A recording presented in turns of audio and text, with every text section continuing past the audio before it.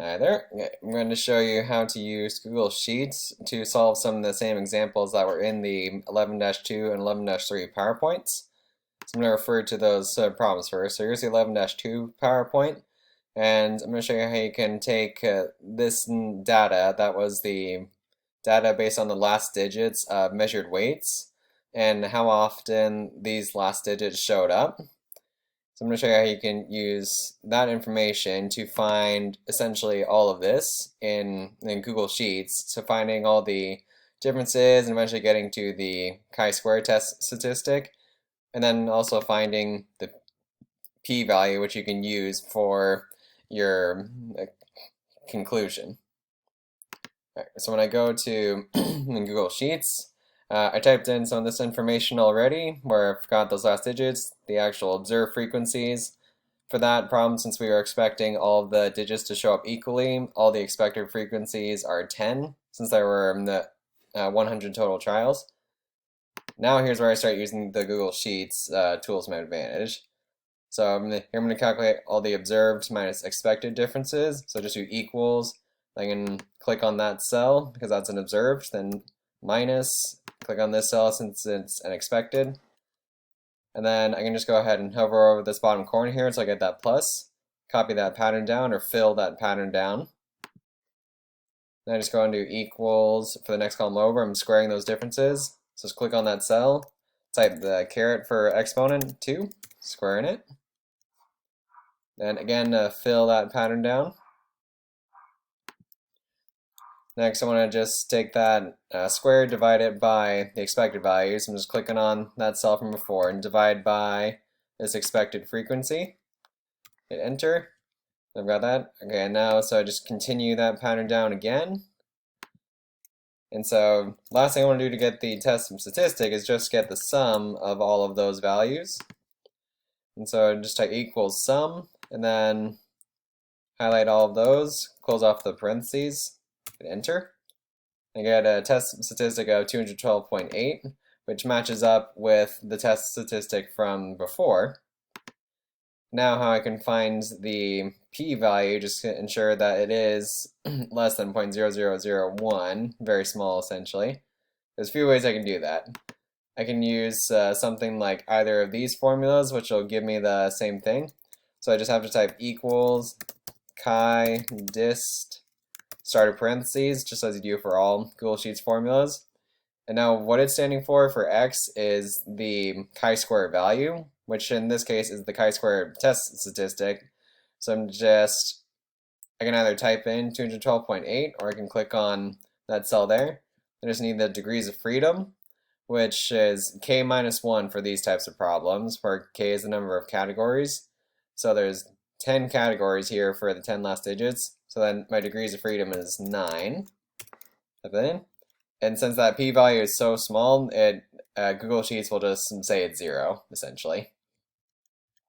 Now, another way you can get this p-value without even having to do any work to find a test statistic is you can use either of these formulas here, which I'm going to go use this bottom one just since it's shorter.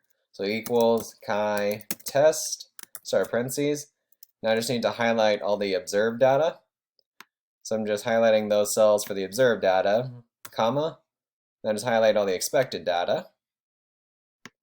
Close off the parentheses. Yeah, so it gives me the same p-value, which again is just so small this Google Sheets just says it's 0. Alright, so there's some tools you can use to your advantage for a problem like that weights one. Alright, now for one of the next problems. We're using the World Series methods, or problem here. I'm using this information, so based on the categories of 4 games, 5 games, 6 games, 7 games, these were the actual frequencies that were observed. These were the expected probabilities. So I'm going to show you how you can essentially get this information on Google Sheets and then go from there to get the test statistic and you can get the p-value, 0.048, to make your same conclusion. So let's see, for that problem, that's all this data here. Now, I just typed in the categories for number of games and then observed frequencies here. Now, since I wasn't told right off the bat what the total number of trials was, I can just do equals sum, start parentheses, of all these frequencies here. So that tells me the total frequencies of all trials, so essentially the sample size, and then just confirming that is 99 for that sample size, essentially. And now how I can find these expected frequencies here, I can do that a few ways. If you see in this formula here, what I did originally was equals 99 times 2/16. And there's another way I can do that too. So what I typed here is, these are actually the decimal values of 2/16, 4/16, and 5/16.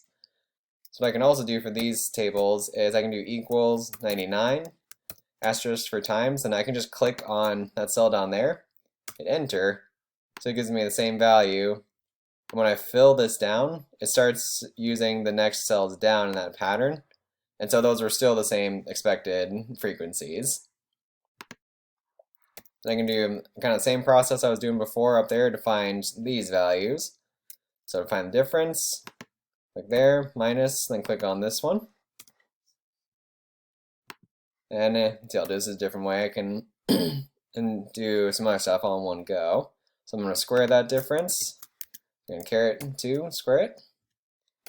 And lastly, equals, take that one and divide it by the expected frequency again, since that's how the formula works out. Now, another handy little trick I can do here is highlight all three of those. Now I can fill that pattern down for all three rows. And I just take the sum of all these to find the actual test statistic, close off the parentheses. So I get about 7.885 for that test statistic, which checks out with what we had from before. And again, you can use either of those same formulas for finding the actual p-value. You can do this one where we actually use the test statistic value. This time I'll go ahead and type it in. Make sure I actually type in the formula right, so chi-dist. Then so I can type in 7.885. This time the degrees of freedom will be 3 since there are 4 categories there. And so I still get about 0.048 for that p-value, which is the same that we had from before. And I can also get that same p-value just by not even using a test statistic. So use this formula here, equals chi-test, start parenthesis, just highlight the observed frequencies, comma, highlight the expected frequencies, and I get that same number, or at least roughly the same number there, just because this one uses a decimal approximation. Alright, so that's how you can use Google Sheets for the topics in 11-2. And notice in the sheet there's one tab for 11-2 down here, and then there's another for 11-3. We'll use this one now. Alright, and then in 11-3, just go to the other PowerPoint. I'm going to show you is how you can use the data here to find the expected values, and you kind of need to do that in a few steps.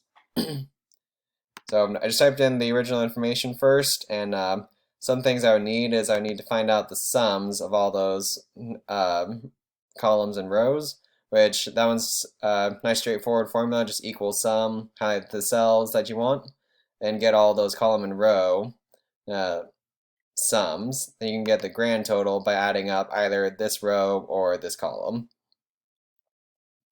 All right, and then as for finding these expected values down here, see, so what I recommend for an efficient way to do that is,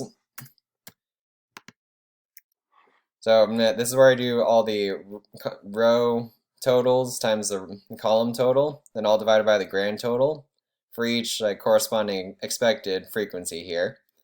Now how I can do that, since all the values here are going to use this column total of 182, I'm going to do equals, then click on the cell, and if I come up here where it's got equals, then B8 in the, let's see, just typing area, if I click in between B and 8 and then put a $sign, it's going to know to just keep using that value of 182 for what I'm about to do here.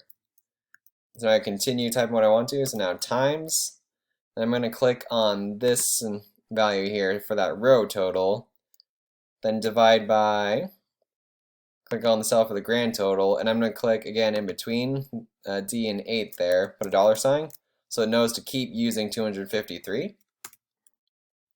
And now I can fill that pattern down. So what this just did is it still used that same column total times the new row total, next row down, then divided by still the same grand total. And it did that for each of those cells there. And so it used exactly the column total and row total I wanted to for each of those. So I can do that same thing here, just with a different column total. So that column total times that first row total divided by grand total. And I'll come in here, in between C and 8, type a $sign, so it knows to keep using that one. In between D and 8, type a $sign, so it knows to keep using that number. Then fill that pattern down. You know, notice these expected values come out to be the same as those here in the PowerPoint. Alright, so now I've got all my actual observed values, not in the orange, just all the observed values here, and all my expected values. So now I can use those to go ahead and find my p-value. And so I'm going to go ahead and do equals chi test, just using the same formula from 11-2 stuff. And now this time when I highlight the observed values, I highlight all of this stuff here, kind of in that box, comma, and then highlight all of these values here. Another box, close off the parentheses, and get a p-value that's about 0, just because it's so small, which is the same as the p-value in PowerPoint here, because we're saying it's so small, since it's less than 0.0001, it's basically 0. Right, and that's how you can use some Google Sheets tools for topics in 11-2 and 11-3.